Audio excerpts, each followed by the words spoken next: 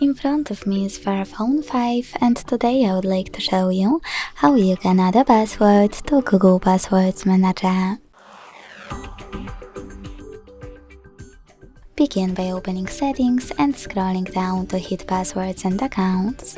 Then use this gear next to Google, hit Google Password Manager and select Add Password.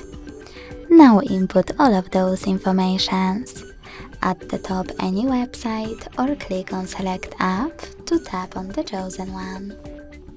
Then your username, email or phone number, password, and even some helpful notes. When you finish, hit Save at the top right corner. Thanks so much for watching. If you enjoyed this video, leave a like, comment and subscribe. Bye!